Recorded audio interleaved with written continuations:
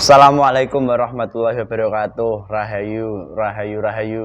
Alhamdulillah para pemirsa dan juga para pemerhati dari channel Paduan Gaul yang budiman dimanapun Anda berada, baik di Nusantara ataupun yang sedang di luar negeri. Semoga tetap diberikan kesehatan, kelancaran, kemudahan, dan juga mendapat sebuah dampak ataupun manfaat-manfaat positif secara nyata. Dan terima kasih atas segala support, dukungan yang Anda berikan kepada tim channel Paduan Gaul yang masih selama ini alhamdulillah masih bisa eksis memberikan hal-hal wawasan seputar hal gaib di konten per-YouTubean Nusantara. Dan juga bagi pemirsa yang saat ini banyak mengalami permasalahan hidup, baik itu masalah penyakit medis ataupun non medis, semoga saja segera diberikan kesembuhan dalam wujud nyata, ataupun yang sedang memiliki keluh kesah, semoga saja segera mendapat solusi-solusi konkret dan nyata, yang dimana dari solusinya nantinya pun akan berdampak positif dalam kehidupan Anda masing-masing. Dan sedikit narasi di kesempatan ini pemirsa, berpijak dari sebuah penggalan kutipan di mana ada sebuah penggalan tulisan yang pernah ditulis oleh seorang raja agung, yaitu Sang Prabu Jayabaya, di mana di situ disebutkan di serat Jangka Jayabaya bahwasanya kelak di kemudian hari daripada pasar-pasar akan hilang kumandangnya, di mana transaksi di pasar akan mulai berkurang dan mungkin ranahnya kepada arah-arah yang lebih canggih.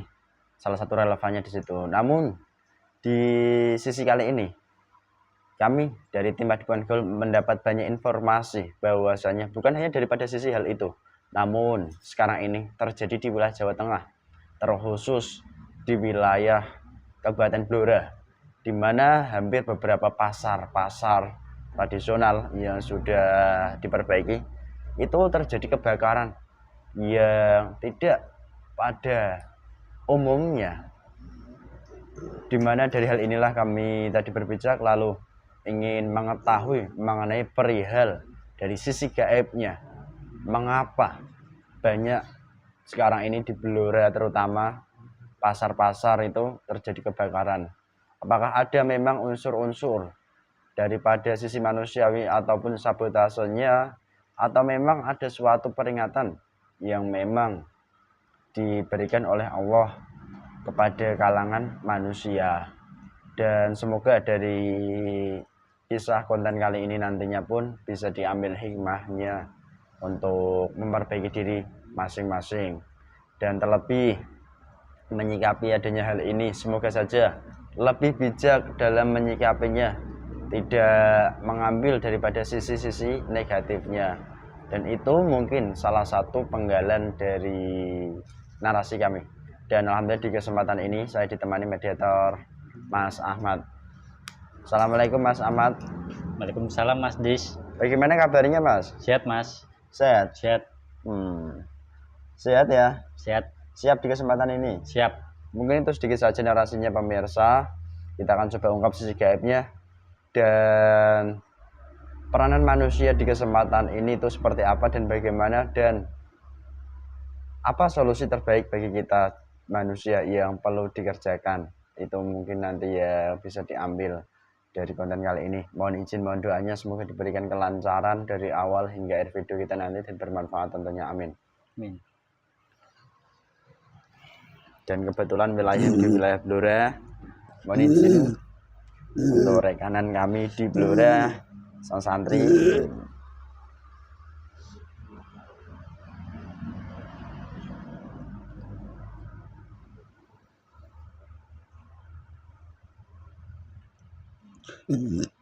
Bismillahirrahmanirrahim. Dengan izin sang yang percaya, keluar masuk gaib ini berdampak apa dan mediator ini gaibnya masih benar gaibnya hasil penyusup ini hancur semua.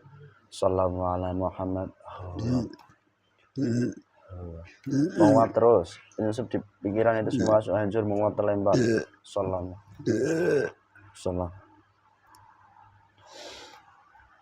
Bismillahirrahmanirrahim. Dengan izin Sang yang bercahaya menyala.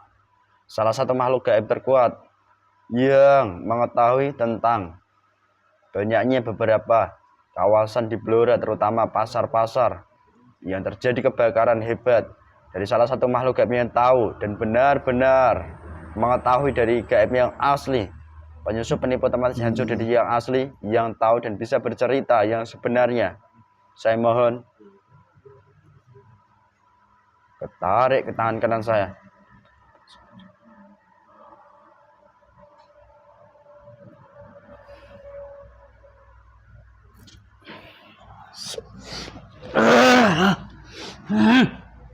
Kuasa itu di antara ini otomatis. Kenapa saya bisa tertangkap? Assalamualaikum Muhammad. Kita suara yang tersambung, bisa bicara bahasa manusia.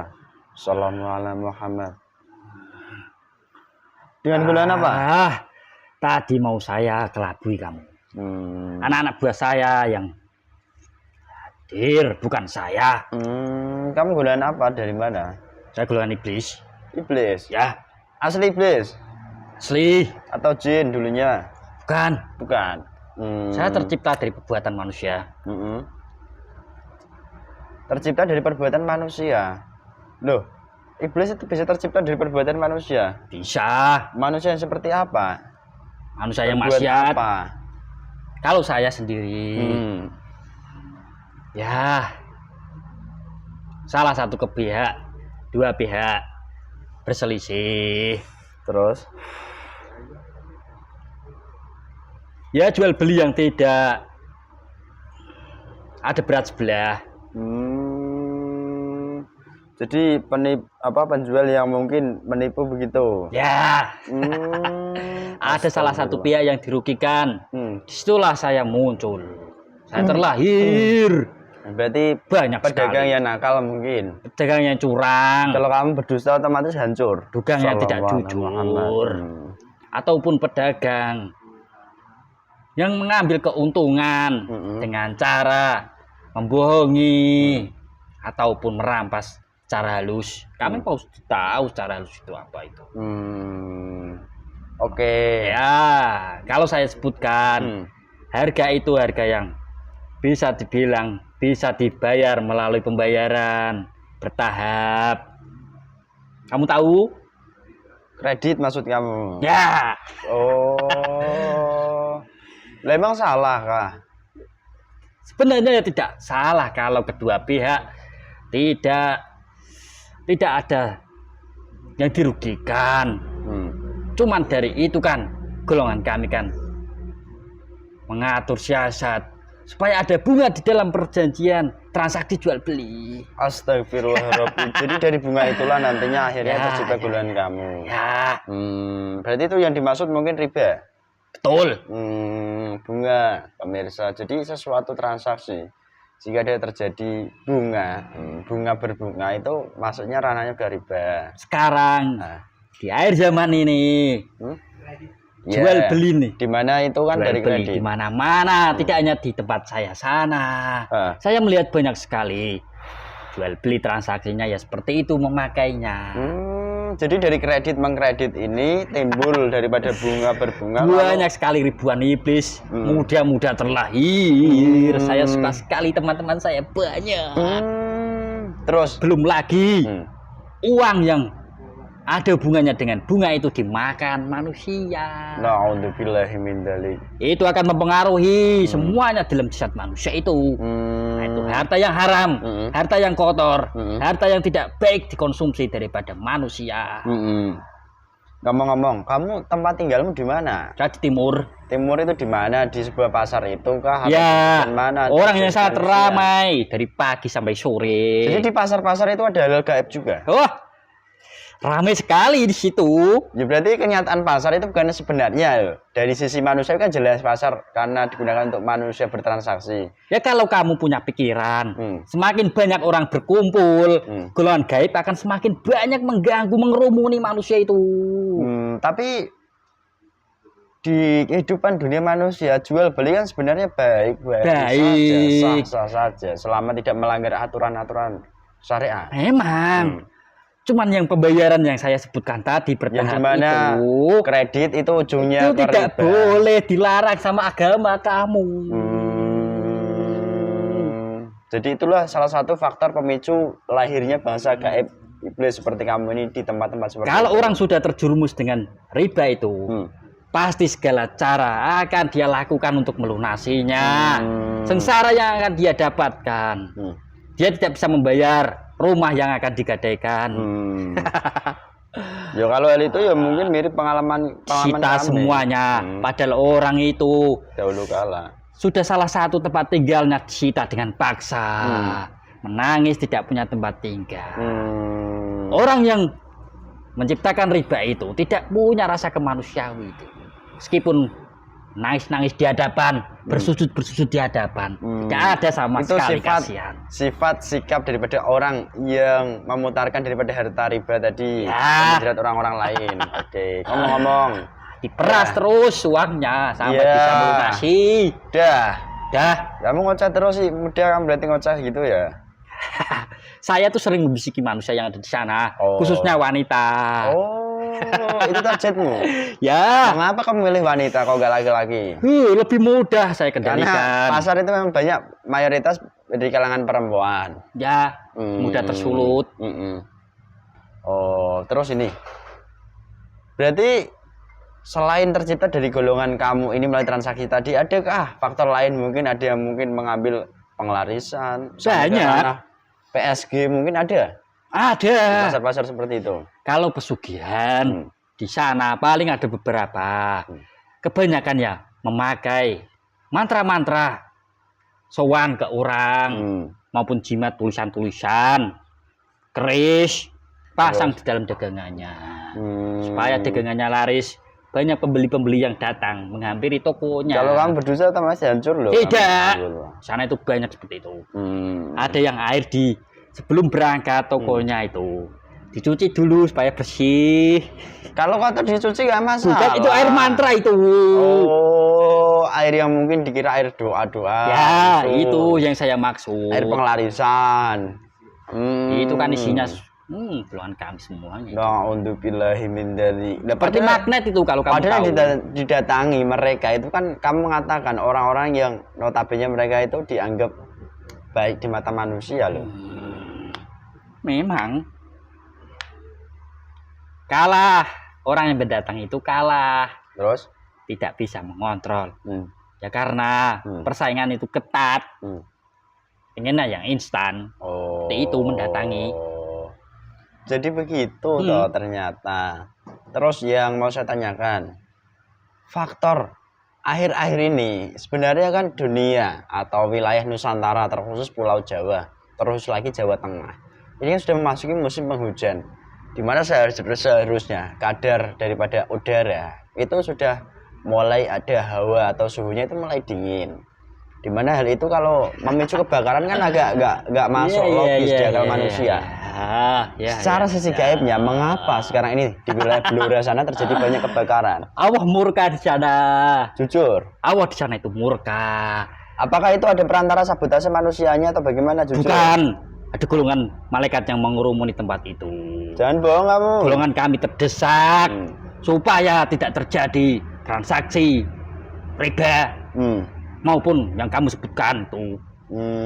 Kalau orang ditimpakan musibah yang besar seperti itu, ratusan orang kehilangan mata pencariannya, dia pasti akan sedih. Dia itu sebenarnya menegur karena sudah melampaui batas. Riba dihalalkan di sana. Jadi pada intinya itu sang pencipta sudah Murka menurunkan kepada peringatan-peringatan sampai ke azab. Salah satunya kami menciptakan itu api dekat arus listrik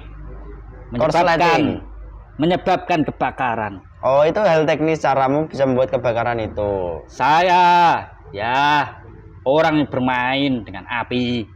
Saya arahkan dengan arus listrik. Sepertinya seperti itu. Orang yang bermain dengan api. Ludes semuanya. Jadi dibalik itu semua itu peringatan itu yang pertama. Selain itu berarti ada peranan manusianya juga. Ada. Manusianya kayak apa? Nih, bermain api tadi kayak apa? Katakan jujur. Anak kecil. Tidak mungkin anak kecil bermain api sampai Ya bisa bukan anak berdarah. kecil, ya dia agak remaja. Jangan bohong kamu. Tidak, Orang itu memiliki kepentingan apa tidak di tempat-tempat seperti itu, jujur? tidak ada. Dikendalikan daripada orang-orang tertentu apa tidak? Tidak ada. Jangan bohong kamu. Tidak. Kamu itu susah sekali. Mohon dengan izin saya. Jika gaib ini berbicara dusta, maka langsung diledakkan dilenyapkan dari hadapan saya sekaligus dilempar.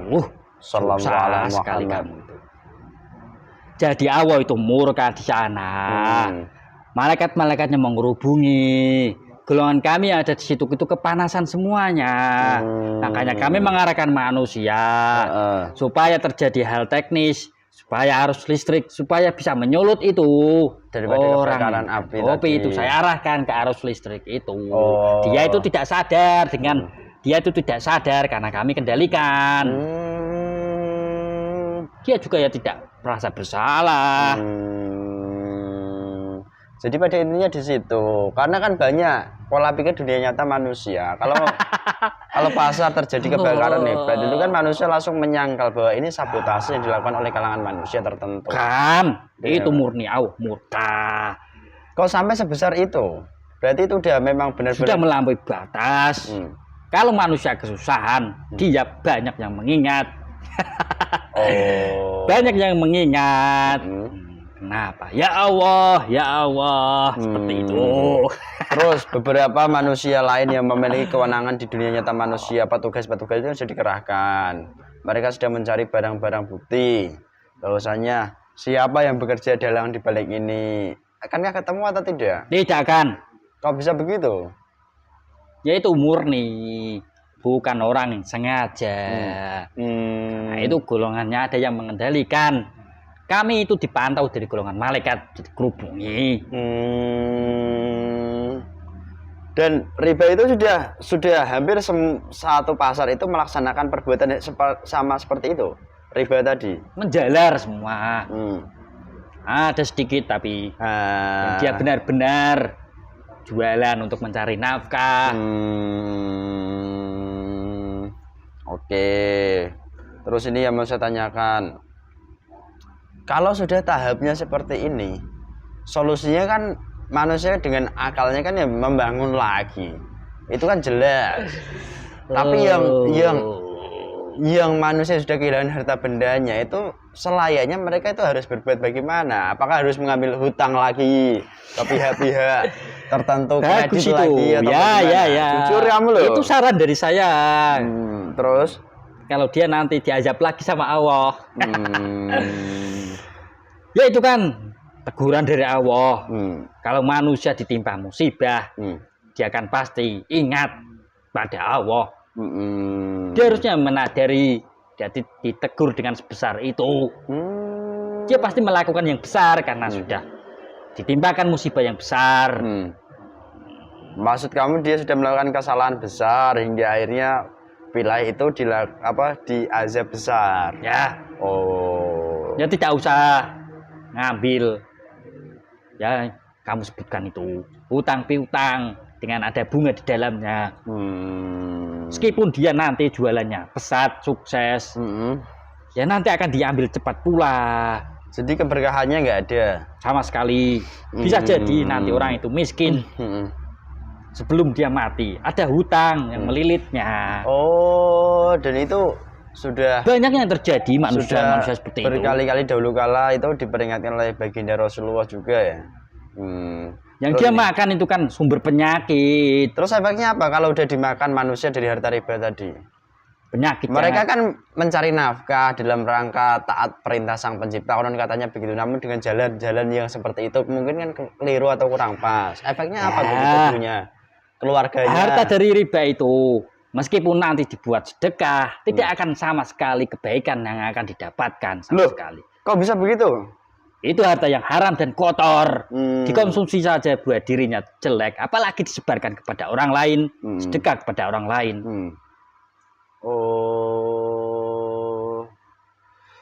Sakit-sakitan yang akan didapat kalau dia terus menerus. Jadi faktor penyakit itu bukan hanya dari yang ada dalam tubuh, tapi hal yang masuk daripada dalam tubuh juga, seperti rezeki tadi pemirsa. Jika rezeki itu rezeki yang tidak halal, lalu sering sekali untuk digunakan menafkahi keluarga, nanti efeknya ke situ ranahnya. Jadi penyakit-penyakit di mana itu diawali mungkin beban-beban pikiran, mental, sampai ke hal tertentu juga itu. Semuanya sekarang utang itu semuanya dipermudah semuanya. Karena apa? Yang unsurnya riba loh. Ini yang saya bahas loh. Ya. Karena sistem itu dibuat daripada iblis-iblis yang sangat tinggi. Astagfirullahaladzim. Pusatnya yaitu mana? Pimpinan saya. Kamu tahu itu? Dajjal. Janakal. Nah, setahu saya di manusia. Kalau unsur perbankan itu kan dari wilayah sana. Hutang piutang tanpa kamu bertemu bisa. Semua dipermudah. Iya, memang kenyataan lapangan itu seperti itu. Saya melihat keadaan lapangan memang seperti itu. Ya sebenarnya utang piutang itu boleh, asal kedua pihak tidak ada yang dirugikan. Sama tidak ada bunga berbunga. Misal kamu pinjam 1 juta ya baliknya 1 juta, bukan 1.200.000 ataupun 1.500.000. Kamu tahu nominal uang juga le? Itu kan memberatkan orang sepihak. Sana juga ada transaksi 1 juta, 2 juta. Dan itu yang mendorong, yang bisik-bisiki kok manusia itu sangat apa namanya? Kalau saya dulu pribadi pemirsa juga mengalami hal yang sama. Jika mengalami hal kesulitan, solusinya larinya ke hutang. Berarti itu dia bisik-bisiki, ya, yang mendorong. Dia sudah sulit, sudah kesusahan, diberi mudah, malah ada hal yang dikuras dalam dirinya. Itu kan tidak boleh tuh. Terus, kalau wilayah sudah seperti itu, bagaimana solusi bagi manusia-manusia yang mendapat teguran seperti itu? Harusnya mereka berbuat apa? Ya kalau dia hartanya ludes sama sekali, dia pasti akan ya mencari utang lagi. Terus? Cuman kalau ada harta yang tersisa, dia diberi kesadaran, teguran daripada Allah. Harusnya dia sadar, tidak usah melakukan itu lagi. Harta yang itu dagang seperti layaknya manusia. Tidak usah mengambil seperti itu. Jadi yang normal, yang tidak menyalahi daripada aturan syariat dan hakikat. Itu maksud kamu? Ya. Oh, lagi-lagi pemirsa, bahwasanya riba ini salah satu juga pemicu bencana jika memang sudah terjadi secara besar-besaran. Terus ini, kalau manusia sampai akhir hayatnya masih terlilit hutang, tidak akan pernah diterima. Apa itu? Amal ibadahnya? Sama sekali. Na'udzubillahi min dzalik. Kamu udah berbicara loh.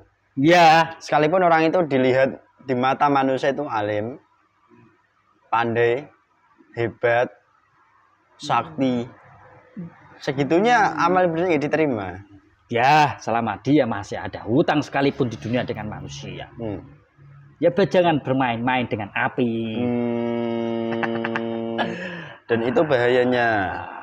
Terus, ini yang mau saya tanyakan, kenapa fase-fase ini terjadinya ranahnya di sana? Berarti faktor ini ya banyak dominan di sana, secara keadaan alam nyatanya. Ya sudah hutang piutangnya sudah melampaui batas.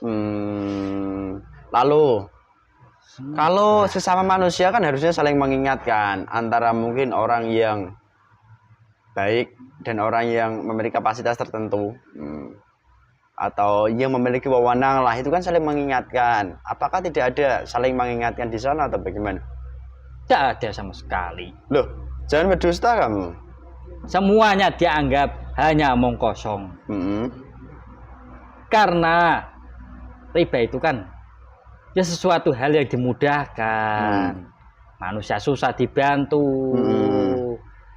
Dari kesusahannya nanti bisa naik sedikit demi sedikit, hidupnya enak, lupa yang dia dapatkan, dia cari itu salah,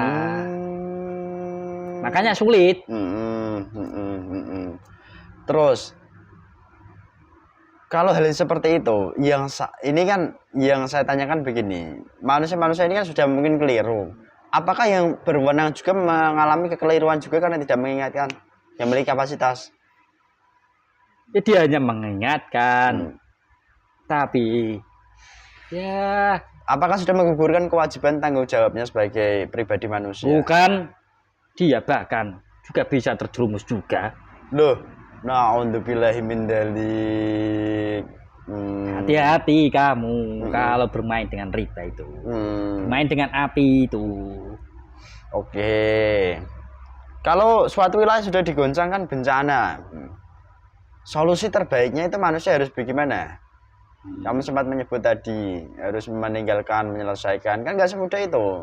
Karena manusia kan kadang berpedoman dengan akal. Ya tidak mudah seperti itu. Solusinya apa sih yang benar? Menurut kamu iblis? Kamu yang Sulit, bekerja sulit. membisik-bisiki hal buruk kepada manusia. Apalagi harta riba itu sudah dimakan, sudah menjara daging. Sangat sulit. Menjadi kepahaman pola pikir begitu. Itu yang akan membuat hitam-hitam dalam hatinya, dalam pikirannya. Tidak bisa diberi nasihat orang baik. Mental semuanya. Ya. Kalau suatu wilayah sudah diterpa bencana seperti itu apa yang perlu dilakukan oleh warga di sana? Kemana lagi larinya? Dukun, orang pintar. Ya disolusikan bersama, dimusyawarahkan. Terus mencari hutang. Oh, iblis. Mencari belas kasihan daripada orang yang punya uang banyak. Mengemis maksud kamu? Itu namanya bukan solusi. Aduh. Allah. Ya ditinggalkan itu. Lalu manusia harus berbuat apa? Ditinggalkan semua itu. Oke. Kamu kan yang bekerja. Bismillahirrahmanirrahim. Kamu tahu salah satu rekan saya di Blora sana. Sallallahu. Ini siapa yang kan? Ada juga yang mencoba mengulik dari peristiwa itu sebenarnya itu. Terus? Kenapa? Ya golongan kami tidak suka diusik seperti ini. Ya sudah. Kamu kemana? Saya ya kembali lagi pada Tuhan saya. Bismillahirrahmanirrahim, dengan izin semua perintah ini masih dan untuk apa diselesaikan lebih cepat? Dah ya. Saya itu mau dia meninggal dalam keadaan hutang. Bukan seperti ini. Ya udah, itu hakmu nanti. Semua orang akan saya buat seperti itu, meninggal dalam keadaan hutang. Aduh, aduh, sakit.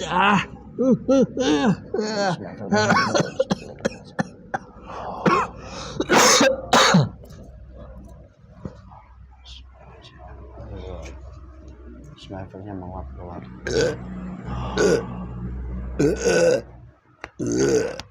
Sehat mas. Alhamdulillah pemirsa, begitulah sedikit dialog kami mengenai sisi gaib banyaknya pasar di Blora yang terbakar. Itulah sisi gaibnya dan juga hakikatnya seperti apa. Semoga bisa dipahami dengan mudah. Jika belum paham, diulangi lagi disimaknya, di mana salah satu faktornya sebagai seorang manusia, jikalau kita terlena dan terjerumus kepada utang piutang, kredit yang ujungnya itu berbunga dan riba, itulah yang menjadi landasan awal kita sebagai manusia kepada jalur kesesatan. Semoga sebagai pribadi yang beriman akan mendapatkan sebuah kepahaman dan menambah keyakinan keimanannya dan menjauhi hal-hal yang menjadi larangan-larangan agama. Karena apa? Sekarang ini banyak tipu daya. Larangan agama itu dimudahkan semuanya fasenya, dan hukum itu pun sudah mulai dibolak-balik oleh kalangan manusia yang pandai. Tetap berhati-hati dan waspada, dan juga jangan menyalahkan pihak-pihak tertentu. Karena apa? Terkadang manusia itu terpancing untuk menelisik dan bahkan menyudutkan, menyalahkan pihak yang konon katanya bermain menyabotase daripada kejadian-kejadian ini. Satu hal itu pun juga kami ingatkan, jangan terpancing karena hal-hal seperti itu kurang lebihnya. Dan satu hal yang paling penting juga, jika sudah diberikan kefahaman, maka nanti semoga dimudahkan untuk kembali ke jalan Allah yang benar, menjalankan ibadahnya, terkhusus juga menyadari kesalahannya dan bertobat kepada Sang Pencipta. Semoga akan bisa dilaksanakan, dimudahkan semua niat baiknya oleh Allah Subhanahu wa taala. Itu ya bisa kami sampaikan dari konten kali ini. Dan dari konten ini, jika banyak sekali kekurangan dari dialog kami mohon maaf yang sebesar-besarnya. Dan apabila ada sebuah kebenaran, kebaikan, itu bukan dari kami datangnya, semuanya tetap dari Allah Subhanahu wa taala. Terima kasih atas partisipasi dan dukungannya bagi netizen, dan tetap semangat, semoga bermanfaat. Wassalamualaikum warahmatullahi wabarakatuh. Rahayu, rahayu, rahayu.